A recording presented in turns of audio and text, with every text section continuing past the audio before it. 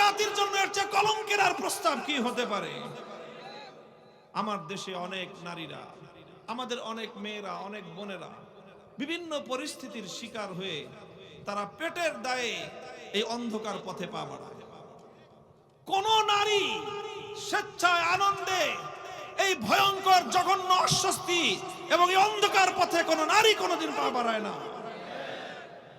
হয়তো কোনো কারণে পরিস্থিতির শিকার হয়ে পেটের জ্বালায় তারা এই পথে যায়। রাষ্ট্র এবং সরকারের দায়িত্ব ছিল এই সকল অন্ধকার পথের সকল আমার মেয়েদেরকে, আমাদের বোনদেরকে অন্ধকার পথ থেকে ফিরিয়ে এনে স্বাভাবিক জীবন যাপন করবার মতো ব্যবস্থা করে তাদেরকে সমাজে পুনর্বাসন করা। এটা ছিল তাদের দায়িত্ব। এদেশের আলেম সমাজ সে কাজটাই করে এবং আমরা সেটাই করতে চাই। বাংলাদেশে যত যৌনকর্মী রয়েছে, যত পতিতা রয়েছে, তাদেরকে সসম্মানে সমাজে পুনর্বাসন করা হোক। তাদের ভরণ পোষণের দায়িত্ব রাষ্ট্রকে গ্রহণ করতে হবে। তাদের ন্যায্য হিস্সা, ন্যায্য পাওনা বুঝিয়ে দিতে হবে।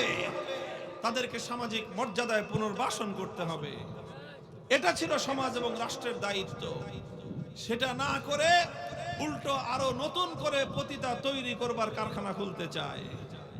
মোহতারাম হাজিরিন, ইসলাম মানুষকে নম্রতা শেখায়, ভদ্রতা শেখায়। আমাদের নবী মুহাম্মদ সাল্লাল্লাহু আলাইহি ওয়াসাল্লাম নবিয়ুর রাহমা, তিনি দয়ার নবী, তিনি দয়ার নবী। কিন্তু ফাইজান তুহিকা মাহারিমুল্লাহ, যখন আল্লাহ রাব্বুল আলামিনের দ্বীনের ইজ্জতের উপর কোনো আঘাত হানা হয়েছে, তো আমার নবীর চেয়ে শক্ত এবং কঠোর পৃথিবীতে আর কেউ ছিল না। আমাদেরকে সেই চরিত্র এবং সেই বৈশিষ্ট্য অর্জন করতে হবে। আমরা ভালো আছি। আমরা বারবার বলতেছিলাম, এই বর্তমান অন্তর্বর্তীকালীন সরকার প্রতিষ্ঠার পর থেকে, প্রতিষ্ঠার আগে থেকেই এর অব্যাহতভাবে আমরা সহযোগিতা করে যাচ্ছি। শর্তহীনভাবে আমরা তাদেরকে সহযোগিতা সমর্থন জানিয়ে আসছি। 5ই আগস্ট সরকার গঠন থেকে নিয়ে শুরু করে অদ্যাবধি ডক্টর ইউনূস এবং তার এই অন্তর্বর্তীকালীন সরকারের প্রতিটি ক্ষেত্রে, মাঠে ময়দানে এদেশের আলেম সমাজ তাদেরকে সাহস জুগিয়েছে, সমর্থন জুগিয়েছে। ফ্যাসিবাদ যেন কোনোভাবেই বাংলাদেশে আবার পুনর্বাসিত হতে না পারে, বিতাড়িত স্বৈরাচারী নব্য লেডি ফেরাউন শেখ হাসিনার খুনি বাহিনী যেন বাংলাদেশে এসে আবার নতুন বাংলাদেশ গঠনে কোনো ধরনের অন্তরায় সৃষ্টি করতে না পারে, সেজন্য আমরা বুক টান করে দাঁড়িয়ে আছি। ডক্টর ইউনূস সাহেবকে বলেছি, আপনি দেশ গঠন করুন, ভেঙে পড়া বাংলাদেশের অর্থনীতিকে আপনি আবার পুনর্নির্মাণ করুন, দেশের আগামী দিনের ভবিষ্যতের জন্য নতুন একটি ভিত তৈরি করুন, একটি সুন্দর সংস্কার করে এক নতুন বাংলাদেশ গড়ুন। জুলাই আগস্টের বিপ্লবের 2000 শহীদের শাহাদাতের রক্তের ঋণ যেন আমরা কিছুটা হলেও, কিঞ্চিত হলেও শোধ করতে পারি। তাদের স্বপ্নের সেই সুন্দর বাংলাদেশ যেন আমরা গড়তে পারি, সেই কাজ আপনি করেন। 11টা সংস্কার কমিশন তিনি করলেন। প্রতিটি সংস্কার কাজে আমরা সহযোগিতা করেছি, সমর্থন জুগিয়েছি। অন্যান্য বড় বড় রাজনৈতিক দল যখন ডক্টর ইউনূস সাহেবের বিরুদ্ধে মাঠে ময়দানে তার স্পেস যখন সংকুচিত করে আনছিল, আমরা এদেশের ইসলামপন্থীরা ডক্টর ইউনূস সাহেবের পক্ষে ওপেন কথা বলেছি।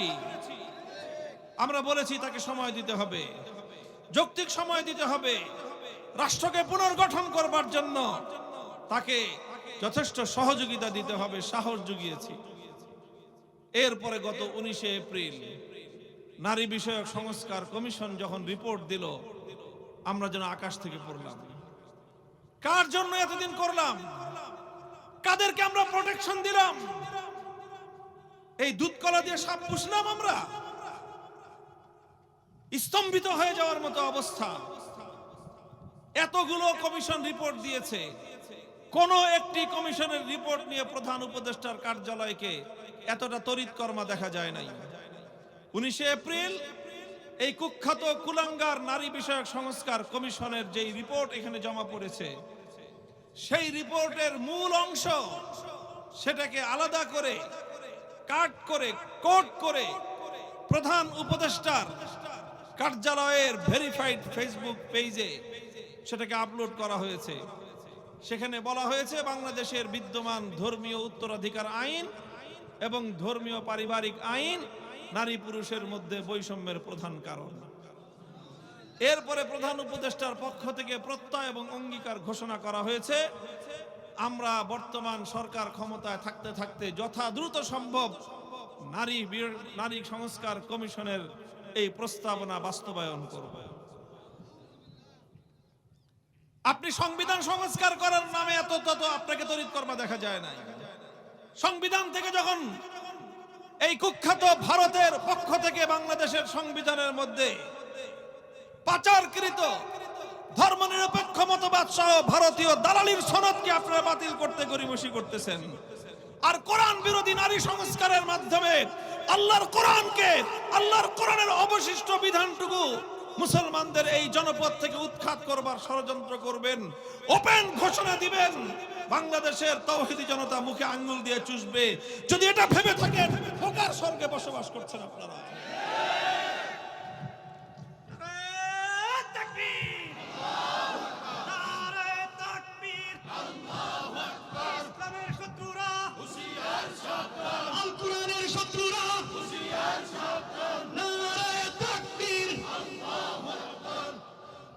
সংগ্রামী সাথী ও বন্ধুগণ, গতকাল এক সেমিনারে আমি বলেছিলাম